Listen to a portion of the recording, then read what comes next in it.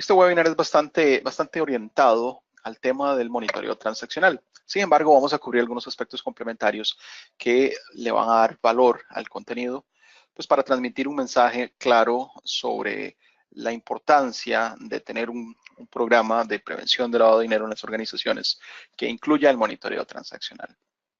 Vamos a empezar hablando sobre los temas de monitoreo continuo, los beneficios del monitoreo transaccional, el reto de los datos, usando datos para mejorar sus procesos de prevención de lavado de dinero.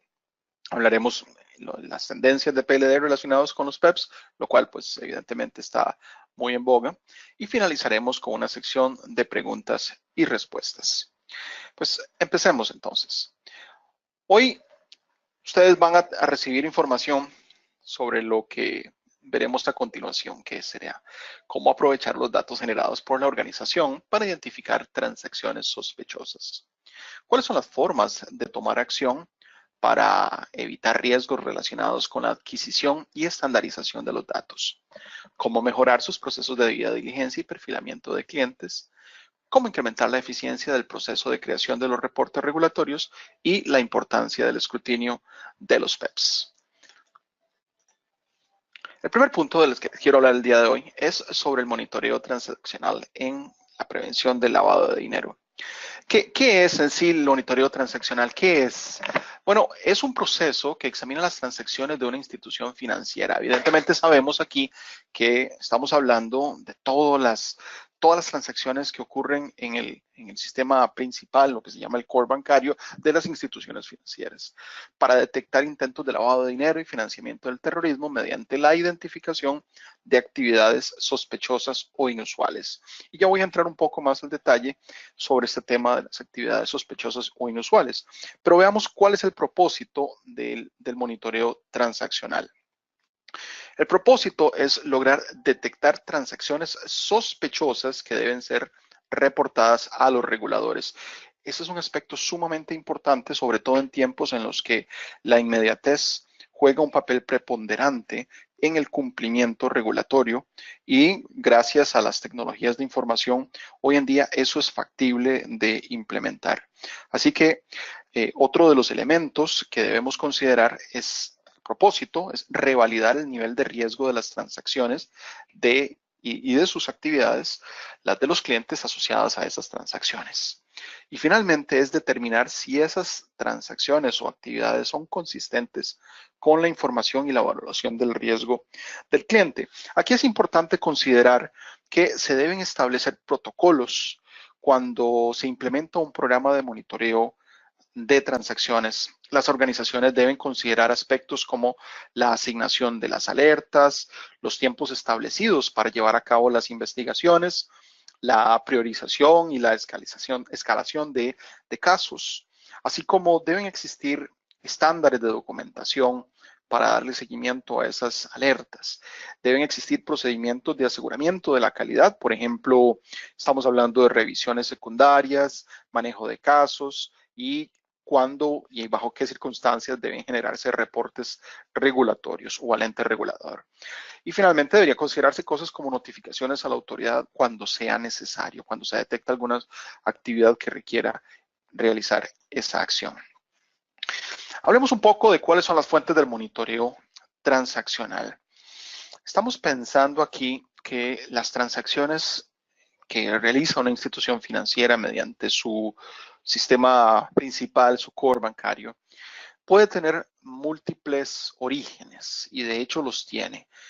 No solamente estamos hablando de una simple transacción de dinero, que probablemente una persona llegue a un cajero y haga un depósito o un retiro, sino que existen múltiples elementos que se deben de considerar para poder incorporar en un sistema de esta naturaleza un panorama completo que permita al área de cumplimiento estar siempre al tanto de lo que sucede, tener la certeza y la tranquilidad de que su programa de prevención de lavado de dinero está funcionando y que por supuesto vaya a cumplir con los objetivos organizacionales y sobre todo no caer en ningún riesgo de ser inculpado o multado por los entes reguladores de la jurisdicción en la que operan. ¿Cuáles elementos vamos a considerar aquí? Vamos a empezar y les voy a habilitar, permítanme aquí para utilizar un pequeño puntero, vamos a empezar hablando de las operaciones. Esa es la base fundamental de la transaccionalidad.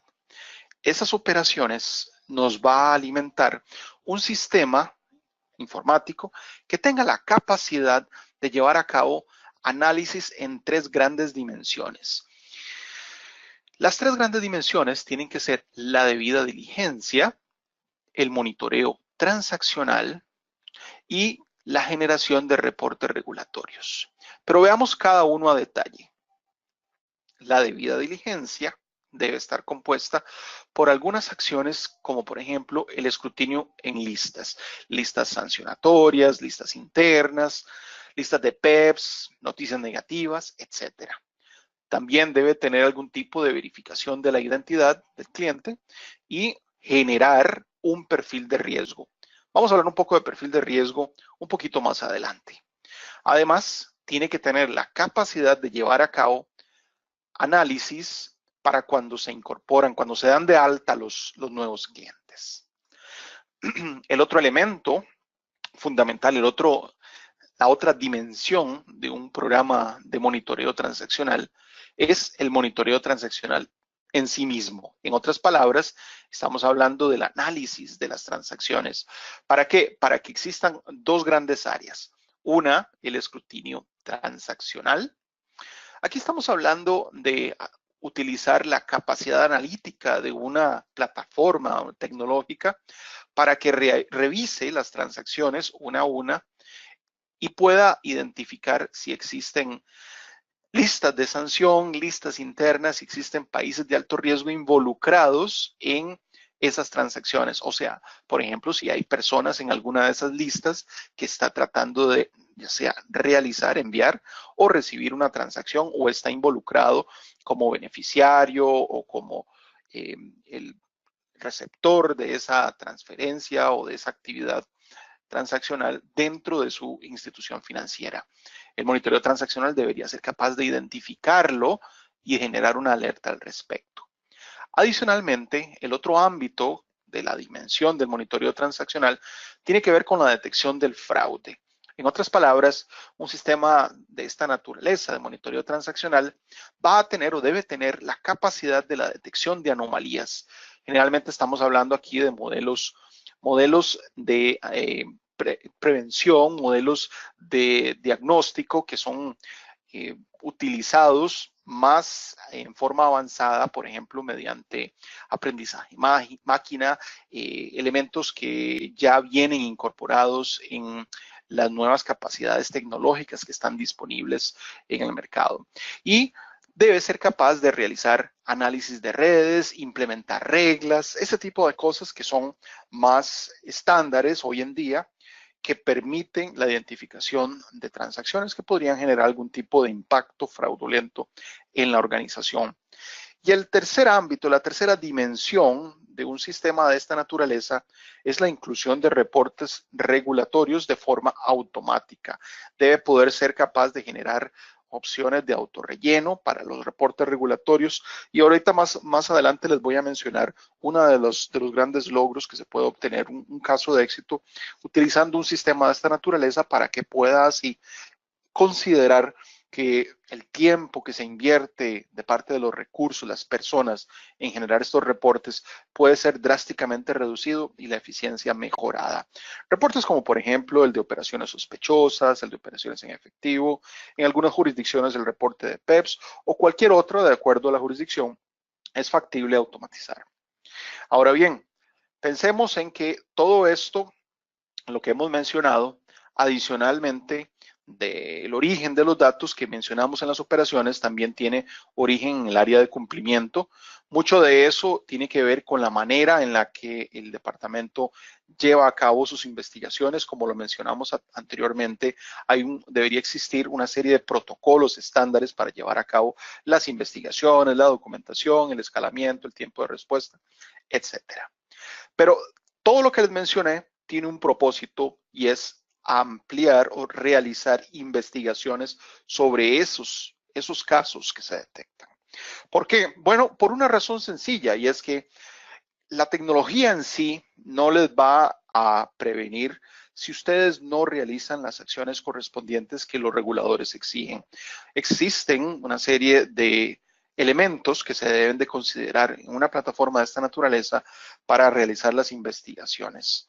Y ellos son la gestión de los casos, que debe existir como una forma integral de manejar las alertas, agrupamiento, análisis individualizado, etcétera, mediante flujos de trabajo que van a habilitar la capacidad de respuesta, la capacidad de asignación de recursos, de responsabilidades y de tiempos a las personas involucradas en el proceso de análisis de la investigación. Pero también debería ser capaz de aprender sobre las decisiones. Una herramienta tecnológica de esta naturaleza hoy en día debería ser capaz de aprender las decisiones, sobre todo aquellas que son repetitivas y que cumplen con ciertas características, de tal manera de que no todo le quede a la persona que está atendiendo, sino que de alguna forma le apoye, aprenda qué se hace en ciertas condiciones, bajo ciertas circunstancias, y lo repita por sí mismo. Y tener capacidades para poder buscar a través de todo este mar de información que se genera y producir resultados inmediatos. Ahora, pensemos qué es lo que todo esto permite. Bueno, el monitoreo transaccional va a permitir ciertos resultados, ciertos valores agregados que se deben de considerar en una institución. Una institución financiera principalmente, y sobre todo aquellas que tienen un alto volumen transaccional, debería recibir beneficios como los siguientes. El filtrado en listas de sanción. Estamos hablando aquí de poder relacionar las transacciones, las personas involucradas en las transacciones, cualquier tipo que éste sea, con aquellas listas sancionatorias, cruzar la información y hacer un escrutinio de las transacciones para alertar sobre posibles presencias de personas involucradas en el banco. Va a recibir un perfil de riesgo. Este perfil de riesgo que, como les mencionaba, es una forma de producir también un análisis automatizado que va a garantizar, va a actualizar la puntuación de riesgo de las actividades, y usualmente estamos hablando de actividades y clientes, los dos aspectos que entran en juego, dos de los tres aspectos que entran en juego en un perfilamiento que vamos a ver en un par de diapositivas más, sobre la manera en la que su organización va a perfilar y poder tomar decisiones sobre esos casos. Usualmente estamos hablando de que dependiendo del perfil de riesgo que tenga un cliente y sus transacciones asociadas, puede ser que se lleve a cabo una debida diligencia extendida o no, o simplemente sea un caso que se maneje de manera más normal, más usual, y continúe con las operaciones. Pero también este monitoreo transaccional va a permitir que el perfilamiento de riesgo sirva para detectar relaciones basadas en transacciones. Y aquí estamos hablando de un análisis un poco más profundo. Eso es lo que se llama un análisis de redes. En otras palabras, si una persona se relaciona con otras personas que son clientes de su organización, los cuales a su vez tienen un riesgo más elevado que esta, pues existe ahí una transitividad del riesgo, el cual debería ser actualizado y que se permite gracias a este monitoreo transaccional. Otro de los beneficios que permite el mismo es el reporte regulatorio, que como les mencionaba, uno de los elementos clave es la automatización del mismo. Y estamos hablando de automatización porque son generalmente tareas repetitivas que toman datos que ya son existentes en los sistemas principales transaccionales de la institución financiera, y que es una labor que usualmente los oficiales de cumplimiento deben realizar como un copy-paste, que es algo que puede hacer un sistema informático. Además, el monitoreo transaccional permite las investigaciones, como les mencionaba previamente en la diapositiva anterior, en donde vamos a presentar la mejor información para la toma de decisiones. Este monitoreo transaccional va a brindar toda la información, no solamente provista por las fuentes propias, como vimos ahora, los clientes, las transacciones, sino como por fuentes de terceros, tales como listas sancionatorias. Además, la investigación va a impulsar la automatización de decisiones. Es uno de los beneficios que el monitoreo transaccional va a permitir para que aquellas labores repetitivas no tengan que estar siendo realizadas siempre de la misma manera por las personas, sino la tecnología va a habilitar eso. Veamos un ejemplo del monitoreo transaccional a continuación. Este modelo, por ejemplo, de monitoreo transaccional va a tener lo siguiente. Vamos a tomar como base los datos que aquí, por ejemplo, está representado por múltiples fuentes de datos que, como les mencionaba, no es necesario que sea una única fuente depositaria de todos los recursos, sino que vamos a tener transacciones, clientes, listas de terceros, etcétera, que pueden provenir de diferentes aspectos. El monitoreo transaccional en una plataforma tecnológica debería ser capaz de tomar toda esa información e incorporarlas a un análisis que va a estar compuesto principalmente de dos elementos fundamentales. Las reglas que van a generar escenarios. Esos escenarios van a estar basados en una serie de realidades que atañen no solamente a la propia institución, ya sea financiera o no, sino a la industria en sí, a la dimensión de la prevención del lavado de dinero, que ya, como todos sabemos, existe mucha documentación, certificaciones, existe mucha riqueza en la cual se puede tomar como base para poder implementar estos escenarios. Además, el monitoreo transaccional puede incluir los modelos o el modelamiento. Aquí estamos hablando ya de algo mucho más avanzado. Este proceso de modelamiento va a incluir la detección de anomalías. Y cuando estamos hablando de modelamiento para la detección de anomalías, ya estamos entrando en el ámbito del aprendizaje máquina, de la inteligencia artificial incluso. ¿Por qué? Porque no estamos diciéndole a un sistema transaccional de monitoreo, sino que no estamos diciéndole qué buscar, al contrario, sino que detecte aquello que no es usual. Le decimos más bien, esto es lo normal. Y el sistema de monitoreo transaccional, mediante los modelos que se le han definido y el aprendizaje que ha recibido, va a detectar cuando algo no es normal dentro de las operaciones asociadas a un cliente. De esa manera, nosotros no podemos aplicar reglas y detectar lo que desconocemos, evidentemente. Lo que sí podemos decirle al modelo transaccional mediante la detección de anomalías es qué es normal y que él busque todo lo que no esté dentro de la normalidad. De esa manera, vamos a enseñarle al modelo, va a aprender y cada vez va a ir mejorando sus resultados. Todo esto va a ir a dar a un motor de calificaciones, y aquí estamos hablando de esta forma de implementación de un modelo de monitoreo transaccional que debe ser capaz de tener este motor de calificaciones de los casos, de las excepciones, de las alertas que se generan para finalmente producir una salida. Esta salida va a ser la puntuación de riesgo de clientes y actividades. Ahora bien, esa salida va a incorporar lo que se llaman las alertas, que es uno de los protocolos que deben ir, como les mencioné al inicio. Estas alertas va a permitir acciones, las acciones que pueden estar basadas en casos y flujos de trabajo. Simplemente lo que vamos a hacer aquí es tener una forma estandarizada, regular, homogénea de tomar acción. ¿Cuáles acciones? Bueno, dependiendo de la naturaleza de ese riesgo y de esa alerta, podemos bloquear las actividades, podemos investigar o podemos continuar monitoreando. En otras palabras, podemos decir, detenga la situación porque aquí hay un riesgo real. O podemos poner en pausa y decir, bueno, vamos a investigar un poco más y de acuerdo a lo que arroje esa investigación, tomamos una decisión. O con base en lo que tenemos, decimos, no, simplemente continúe los negocios como siempre. Eso va a su vez a alimentar el aprendizaje máquina. Estas respuestas alimentan el aprendizaje máquina que enriquece los modelos para la detección de anomalías y en muchos casos los escenarios montados a partir de reglas gracias a flujos de trabajo inteligentes. Veamos qué debería tener un buen modelo transaccional para funcionar.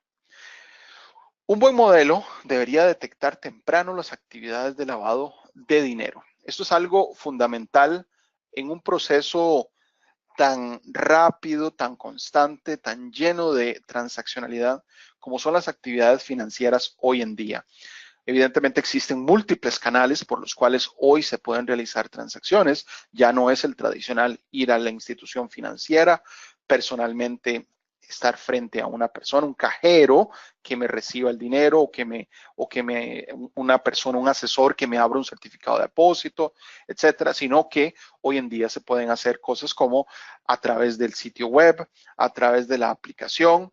En algunos casos todavía se utiliza los sistemas telefónicos automatizados para hacer transacciones y todo eso genera un gran influjo de información. Entonces, cualquiera de los canales debería ser analizado, monitoreado para una detección temprana de actividades que podrían ser sospechosas en el lavado de dinero.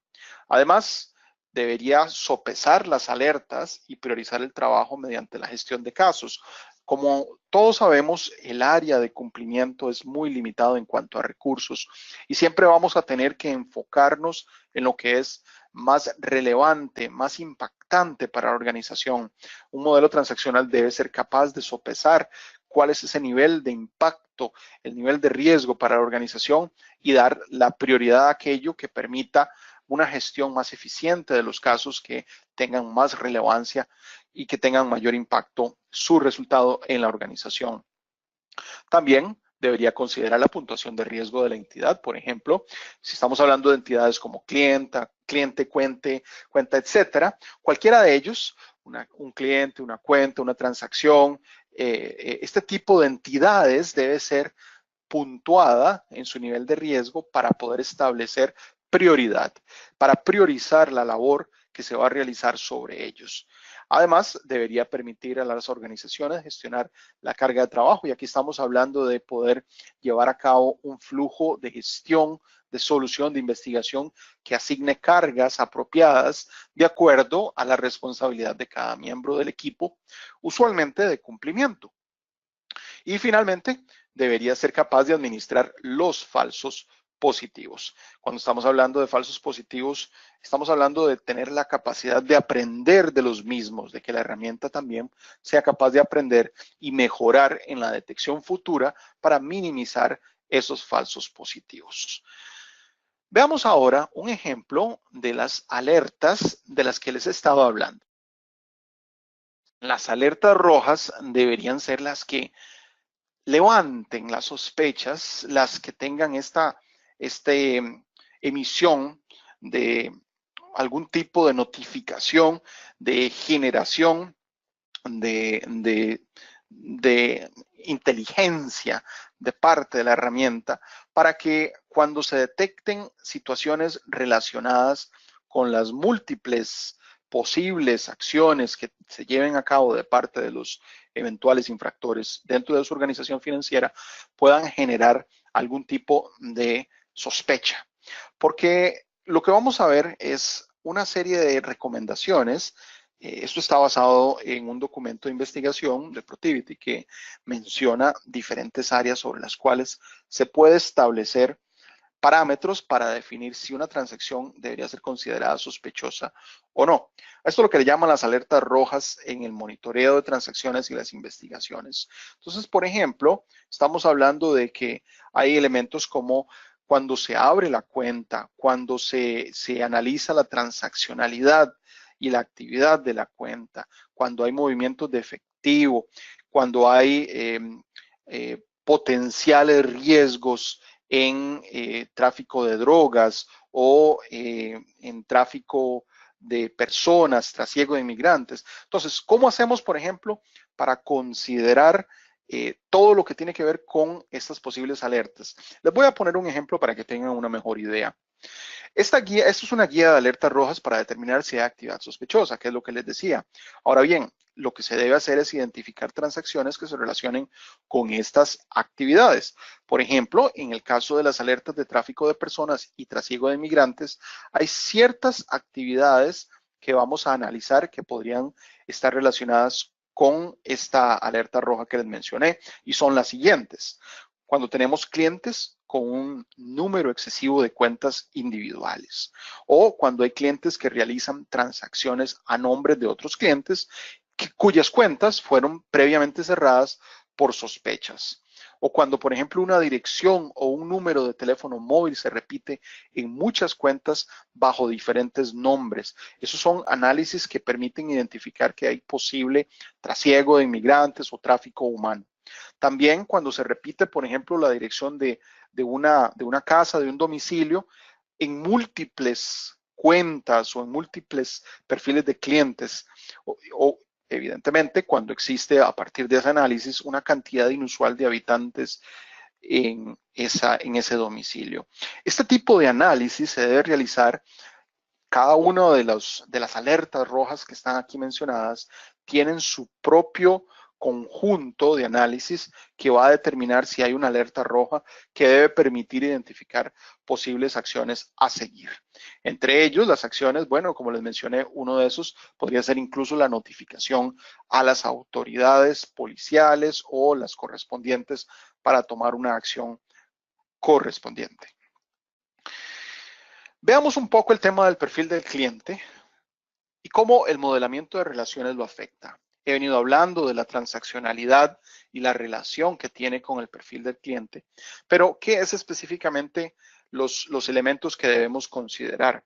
Bueno, el perfil de riesgo del cliente es la información recolectada acerca de una persona, un cliente, para desarrollar una base sobre la cual se va a valorar la actividad subsiguiente y determinar si es sospechoso. Eso todos lo deberíamos saber ya.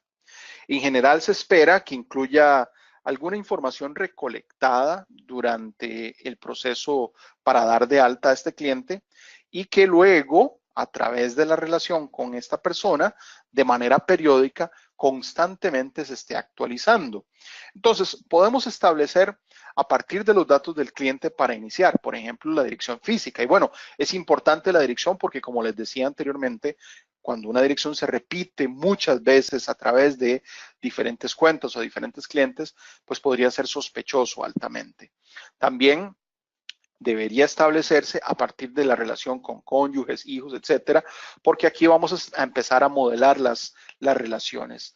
Inclusive, si por ejemplo tenemos que existe algún riesgo en un tercero, que podría ser un cónyuge, un hijo, etcétera, que podría ser inherente o por transición, que su riesgo, el riesgo de esta persona, sea asignado también a la persona que estamos analizando, así como las relaciones conocidas que pueda tener, digamos que tenga algún tipo de socio de negocios, alguna relación con una empresa que ha sido investigada o este tipo de mecanismos que, si bien la persona en sí no está siendo investigada, no tiene un perfil de riesgo alto, las relaciones que establece con estas otras sí lo tienen y por ende transicionalmente va a obtener ese perfil de riesgo. Ahora bien, eso es a partir de los datos de los clientes. También vamos a establecer a partir de las transacciones y las actividades. Este punto es fundamental para establecer lo que les decía. Las transacciones entre partes que se vuelvan muy frecuentes, por ejemplo, qué tantas veces hago en relación de transferencia, algún tipo de relación de negocio, con otras partes que me van a heredar de alguna manera su perfil de riesgo. ¿Cuáles son las actividades limitadas? Si tiene actividades limitadas a ciertas personas, quizás, y pensemos por ejemplo en el caso del modelamiento del riesgo de tráfico humano. Puede ser que esa persona no tenga ningún tipo de relación con organizaciones, con empresas, no haga depósitos, transferencias, no haga ningún tipo de certificados a plazo, etcétera, cualquier otro tipo de instrumento financiero, sino que, por ejemplo, solamente reciba dinero, depósitos de terceros que se vuelvan sospechosos porque constantemente está recibiendo depósitos bancarios de otras personas con las cuales solamente establece una relación única. Bueno, ahí podría ser uno de los casos en los que, por ejemplo, esta persona encargada del tráfico humano está recibiendo el pago por sus servicios ilícitos. Este perfil de riesgo, ¿cómo lo vamos a modelar? Veamos el caso. Vamos a considerar al menos estas tres dimensiones: el perfil del cliente, las relaciones y la actividad. Este perfil de riesgo va a permitir darle un puntaje final al nivel de riesgo de esta persona a partir de esas 3 dimensiones. Entonces, ¿qué hacemos? Vamos a tomar de las diferentes dimensiones, variables, y las vamos a conjugar para estableciéndoles, mediante el establecimiento de un peso relativo, vamos a obtener una puntuación ponderada. Así que veamos un ejemplo. Si tenemos diferentes factores, por ejemplo, vamos a tomar 4 factores principales que están muy relacionados con las 3 dimensiones del programa, la aplicación o el sistema de monitoreo transaccional. Son los siguientes: el monitoreo de transacciones, el reporte regulatorio, el monitoreo de conozca a su cliente, la política conozca a su cliente, y aparecer en listas de sanción. ¿Cómo funcionaría esto? Cada uno de estos factores son variables que bajo cada uno de esas áreas va a tener un peso relativo. De acuerdo al resultado del análisis de esa persona, va a dársele una puntuación específica y una puntuación ponderada. Digamos, en este caso estamos hablando de que en el monitoreo de transacciones esta persona salió con ciertas alertas por estructuración, pitufeo y maltrato a personas mayores. Cada uno de ellos tiene un porcentaje del 10% en el peso, y de acuerdo a la cantidad de alertas que están asociados a cada uno de esos factores, el puntaje suma un total, y ese total tiene una puntuación ponderada, que en este caso es 6.4. De igual manera, se va a repetir el ejercicio para las otras áreas. Si en el reporte regulatorio aparece en reportes de operaciones sospechosas o aparece en el reporte de transacciones en efectivo, cuál es la incidencia en la cantidad de apariciones, cuál es su peso relativo, su puntuación ponderada. Si, por ejemplo, apareció una alerta de que esta persona tiene su cédula expirada, su documento de identidad está expirado, bueno, ¿cuál es el peso que eso tiene? Y la puntuación ponderada. Y finalmente, si aparecen listas de sanción, si hay una coincidencia confirmada y si hay transacciones bloqueadas, pues va a tener mucho más peso final, el cual va a dar un total que va a actualizar nuestra puntuación total de riesgo. En una escala, por ejemplo, de 1 al 100, un 92.4 es de altísimo riesgo.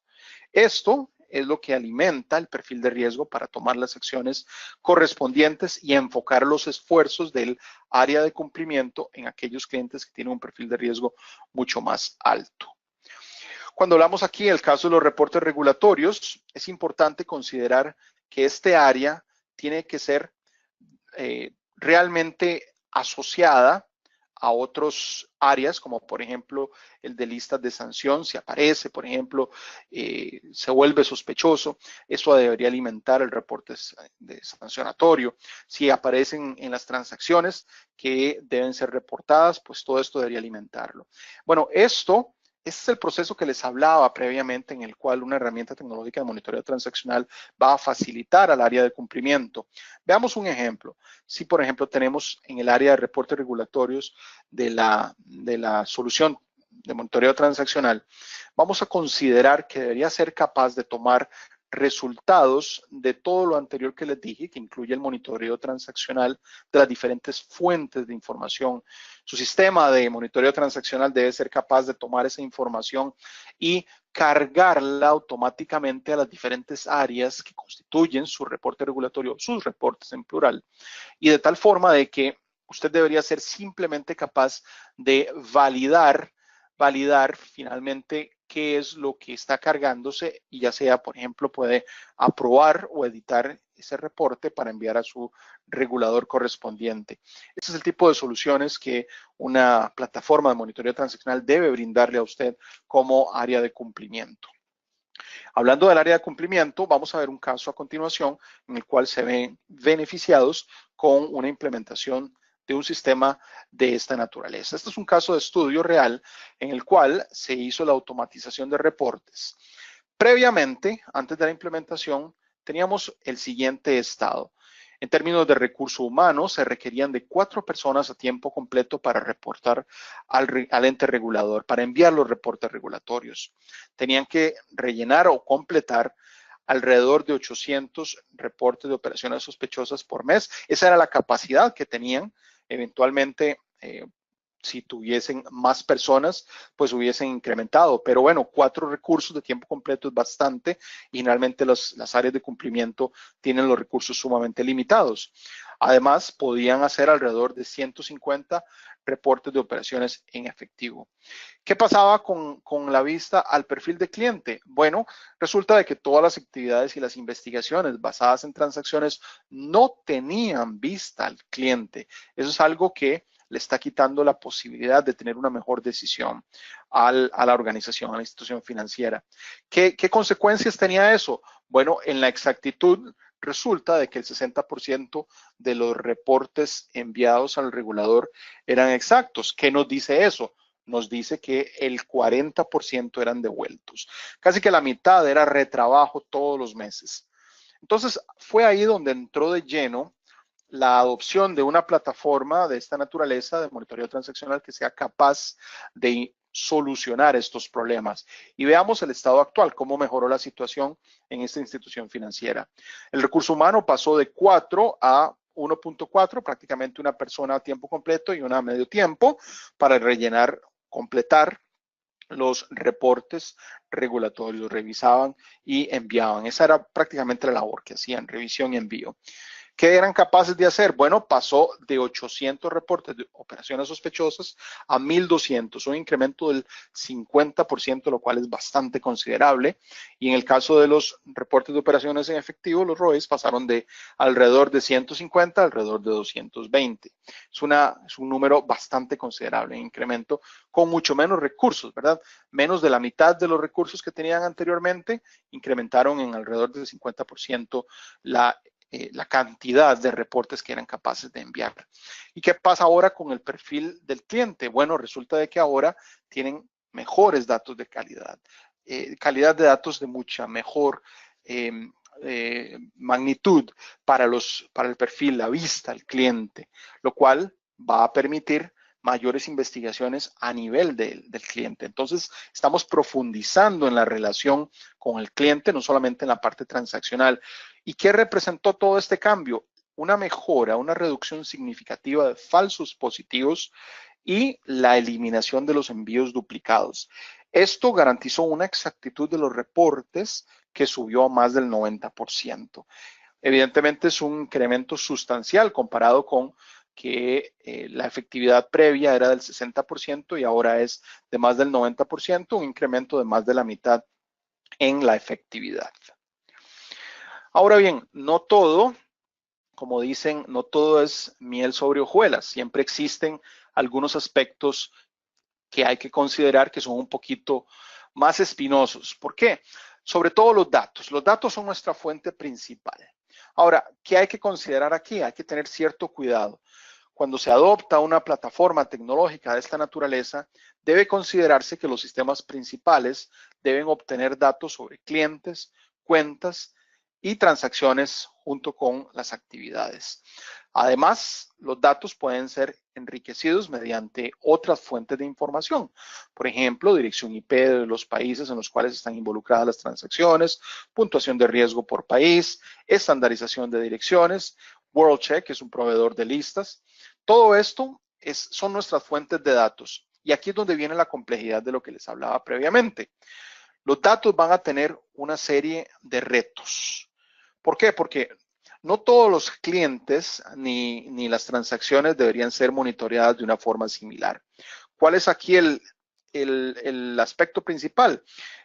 El aspecto es que un modelo de monitoreo, de análisis de transacciones de talla única no es suficiente para detectar actividad sospechosa o inusual. Ahora, ¿qué se debe hacer? Bueno, lo que hay que hacer es identificar dónde se almacena la información del perfil de cliente y de la actividad transaccional. ¿Cuáles son algunos aspectos que considerar? Debería considerarse aspectos como formato, ubicación, contenido, calidad. Y ahí es donde vienen los retos. El reto que estaba mencionándoles tiene que ver con la existencia. ¿Dónde están? ¿Verdad? ¿A dónde están? Eso es básicamente lo primero. Lo otro es considerar la completitud, que estén completos los datos, que tenga esa información válida. Y aquí hay que aplicarle algunas reglas que ahorita vamos a mencionar para cuando hay incompletitud, digámosle así, de los datos, cuando están incompletos los datos. También hay que validar hay que tener presente la validez de los datos, o sea, qué tan relevantes son, qué tan certeros son, y la exactitud de los mismos, que viene muy relacionado con el punto anterior, para poder tomar como base esta información y tomar decisiones y acciones correspondientes. Entonces, como tenemos esos retos, también tenemos acciones para prevenir que eso nos impida llevar a cabo un monitoreo transaccional exitoso. Para eso existen algunos mecanismos de refinamiento de datos, los cuales incluyen el análisis de la información, utilizando mecanismos probados que garantizan de que se pueda realizar la homogenización, la estandarización de los datos, los cuales ya son una serie de actividades y mecanismos al interno de la tecnología que permiten garantizar que los datos cumplen con consistencia, validez, exactitud, relevancia, y utilizando algunos mecanismos de coincidencias aproximadas, que ya esto viene más relacionado con lo que se llama lógica difusa o fuzzy logic, que estamos hablando aquí de aspectos de un poquito más de inteligencia de herramientas tecnológicas. Veamos un ejemplo de cómo se puede aplicar a una serie de datos que presentan estos retos las soluciones de refinamiento. Primero vamos a hacer el análisis. Recuerden que teníamos los pasos de análisis y estandarización. El análisis va a estar relacionado con la información que tengamos disponible. Así, por ejemplo, vamos a tener diferentes fuentes de datos. Una de esas fuentes de datos puede ser la dirección de un cliente, de una persona que es miembro de nuestra base de datos de clientes. Tenemos tres posibles fuentes de datos, tres posibles direcciones, las cuales van a tener más o menos datos según la calidad de la información, que es uno de los retos que tenemos más usualmente. Entonces, por ejemplo, si segmentamos durante el proceso de análisis de la fuente la dirección en los siguientes elementos: casa, calle, sufijo, ciudad, código postal, estado y país, vamos a ver que en estos ejemplos los tres casos tienen diferentes espacios llenos o vacíos y la información es heterogénea, de tal manera de que no está todo de la misma manera ni está completo. Pero vamos a aplicarle la estandarización. Para eso existen mecanismos como, por ejemplo, se llena en los registros vacíos cuál es el dato que más se repite. La moda, por ejemplo, lo utilizamos como un criterio para llenar aquellos que estén vacíos, o podemos estandarizar en la manera en la que se representa el nombre de un país, o replicar los datos, de nuevo, utilizando algunos aspectos estadísticos y la estandarización de ciertos valores basados en las reglas universales que apliquen para esa jurisdicción o ese país. Y a partir de lo que se ha hecho, el mejor registro es lo que nos va a dar la información más completa para tomar como base para asignarle a ese cliente. Ese cliente que cuya dirección ha sido estandarizada, si ha escogido el mejor registro, también tiene sus propios retos. Entonces, por ejemplo, podemos tomar la información del cliente y pasarla por el mismo proceso para crear algo que se llama el identificador virtual del cliente. Esta es una de las maneras de homogenizar los datos que están heterogéneos, faltantes y demás, y garantizar de que uno de esos retos de los datos para el monitoreo transaccional está siendo superado. ¿Cómo funciona el identificador virtual del cliente? Vamos a utilizar mecanismos de coincidencias aproximadas, vamos a analizar identificadores únicos, y esto nos va a permitir crear una instancia virtual única de ese cliente. Entonces, ¿cómo funciona? Bueno, tomamos las mismas reglas que vimos previamente, aquellos que tengan coincidencias sustanciales entre datos como nombre, como identificación, direcciones, y le asignamos un peso de certeza para luego asignarles a todos un identificador virtual, el cual es único. Tomamos solamente uno de ellos y, basado en la mejor certeza, le asignamos ese identificador virtual al cliente. Así que no importa cuál es su identificación oficial presentada y la forma en la que lo haya documentado, siempre vamos a tener un identificador virtual único que garantice que el cliente es único. De esa manera, aspectos como transacciones, como registros para debida diligencia y demás, van a estar asociados a este identificador único y superamos uno de los grandes retos de los datos para hacer un monitoreo transaccional efectivo. Hasta aquí hemos hablado bastante sobre el tema del monitoreo continuo, el monitoreo transaccional, el reto de los datos y cómo ahora vamos a pasar a cómo utilizar los datos para mejorar los procesos de prevención de lavado de dinero utilizando el conocimiento de los PEPs. Recuerden que hasta el momento hemos mencionado aspectos como la transaccionalidad, las cuentas, la información de cliente. Ahora, ¿qué pasa si uno de estos clientes aparece como un PEP? Bueno, resulta de que tenemos que analizar quiénes son los PEPs. Eso resulta bastante de moda, digámoslo así, en estos días en donde han habido múltiples escándalos sobre políticos involucrados en actos de corrupción en diferentes países. Los PEPs son evidentemente personas políticamente expuestas que desempeñan o han desempeñado funciones públicas destacadas, tales como jefes de Estado, políticos de alta jerarquía, funcionarios gubernamentales, judiciales o militares, altos ejecutivos de empresas estatales, incluso funcionarios importantes de partidos políticos, así como sus familiares y las personas o sociedades claramente relacionadas con ellas. Recientemente tenemos un caso muy relevante en El Salvador, donde el señor Antonio Saca, expresidente de ese país, fue acusado de malversar casi 300 millones de dólares. Todos sabemos que se declaró culpable y ha sido sentenciado a 10 años de cárcel, más la devolución de una cantidad de dinero muy cercana a ese monto. Y él lo que hizo fue que utilizó 3 personas de confianza, incluyendo a un secretario privado, que fue una de sus piezas claves en el proceso. ¿Cuál fue este proceso de desvío de fondos, de lavado de dinero?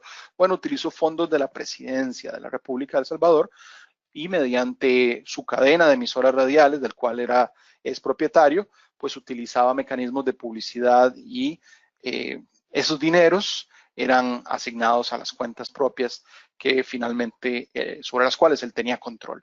Entonces, de esa manera, vamos a ver cómo existen diferentes categorías de PEPs, como en el caso que les mencioné previamente. Digamos aquí, estamos estableciendo que existen al menos las siguientes 5 categorías de PEPs que se deben considerar cuando realicen los análisis dentro de su base de datos de clientes. Vamos a tener la categoría doméstica. Los PEPs domésticos son aquellas personas que están asignadas a cargos públicos prominentes dentro de su país, su propia jurisdicción, tales como miembros de los poderes del Estado, militares, ejecutivos de instituciones, etcétera. En este caso, como vimos, esta persona además utilizó una red de contactos, personas cercanas, incluso a la esposa, el señor Saca logró que le hicieran un pago de alrededor de $10,000 mensuales, entiendo que hasta en efectivo, por una labor que se suponía era ad honorem. Entonces, aquí entra también la investigación de los familiares que son, tal vez, en algunos casos, no son PEPs por sí mismos, pero sí están asociados a un PEP. Los familiares, ¿quiénes son? Bueno, son todos aquellos miembros de la familia de un PEP mediante matrimonio o algún tipo de unión civil o consanguinidad que tienen la relación directa con un PEP. Y en el caso de los socios cercanos, son aquellas personas o aquellos miembros de organizaciones que de alguna manera tienen actividad comercial con un PEP. También este tipo de personas deben ser analizados en el escrutinio. Los PEPs de organizaciones internacionales son los miembros que han sido miembros de organizaciones como por ejemplo la OEA o el Banco Mundial, el Fondo Monetario Internacional, este tipo de organizaciones internacionales a quienes se les ha confiado con funciones prominentes. Igualmente, tenemos PEPs extranjeros, que son personas de cargos públicos prominentes, que son miembros de un gobierno extranjero. Cuando digo extranjero me refiero a países fuera de la jurisdicción de donde están ubicados ustedes. Tales como jefes de Estado, ejecutivos de empresas estatales, oficiales de partidos políticos, todo este tipo de personas. ¿Y por qué es importante el análisis de los PEPs? Bueno, vamos a ver un ejemplo, un caso muy concreto. De acuerdo con ¿Por qué vamos a investigar a los PEPs? Bueno, la respuesta es muy sencilla. De acuerdo con un estudio que hizo el Banco Mundial, que se llama la Iniciativa de Recuperación de Activos Robados o STAR Initiative, los valores que arrojó son contundentes. Las ganancias por corrupción se estiman entre 20.000 y 40.000 millones de dólares por año. Este monto es equivalente al PIB de los 12 países más pobres del planeta. Pero resulta que esos países, para que vean la magnitud del impacto, es el hogar de más de 240 millones de personas. Así que vean el peso que tiene la investigación de los PEPs. Y bueno, ya vamos terminando por el día de hoy. Vamos a hacer un cierre importante donde vamos a considerar de qué hemos hablado el día de hoy. Hoy hablamos de cómo aprovechar los datos generados por la organización para identificar transacciones sospechosas, las formas de tomar acción para evitar riesgos relacionados con la adquisición y estandarización de los datos, cómo mejorar sus procesos de debida diligencia y perfilamiento de clientes, cómo incrementar la eficiencia del proceso de creación de los reportes regulatorios y la importancia del escrutinio de los PEPs. Con eso cierro mi presentación.